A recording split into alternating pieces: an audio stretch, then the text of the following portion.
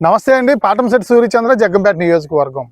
ఏలేరు వరద ముంపుల వల్ల జగ్గంపేట నియోజకవర్గంలో కానీ, పిఠాపురం నియోజకవర్గంలో కానీ అనేక నియోజకవర్గాల్లో సుమారు 55,000 ఎకరాలు పంట నీటి మునిగి సర్వనాశనం అయిపోయిన పరిస్థితి.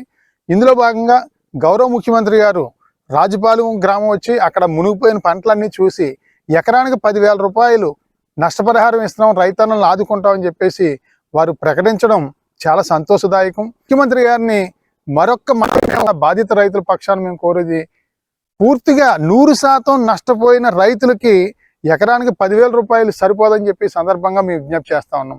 పాక్షికంగా నష్టపోయిన దానికి 10,000 రూపాయలు ఇవ్వడం జరిగింది. ఎంతో కొంత ఊరట అయ్యింది ఇది. ఎందుకంటే ఎకరానికి కనీసం 10 బస్తాలు 15 బస్తాలు అయ్యే పరిస్థితి ఉన్నదానికి మీరు ఎకరానికి 10,000 ఇవ్వడం జరిగింది.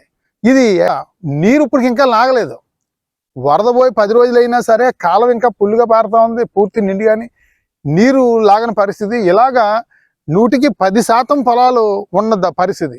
ఈ 100కి 10% పొలాలు కూడా 100% పూర్తిగా సర్వనాశనం అయిపోయిన పొలాలన్నిటికీ కూడా కనీసం ఎకరానికి 30,000 రూపాయలు మానవతా దృక్పథంతో ముఖ్యమంత్రి గారు ఇవ్వాలని చెప్పేసి బాధిత రైతులు అందరి పక్షాన కూడా చేతులు జోడించి ముఖ్యమంత్రి గారికి మేము విజ్ఞప్తి చేస్తా ఉన్నాం.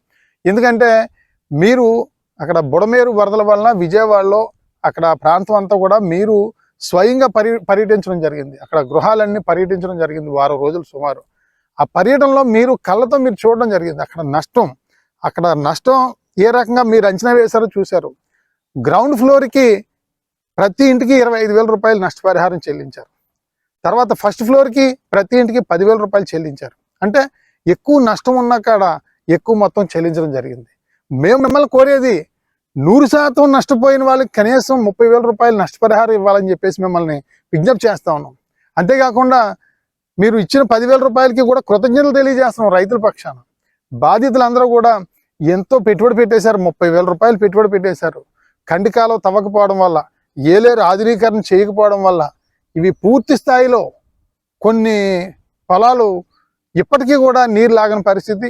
కొన్ని చోట్ల నీరు లాగినా సరే 15 రోజులు పూర్తిగా నీటిలో ఉండిపోవడం వల్ల మొత్తం 100% నష్టపోయిన పరిస్థితి.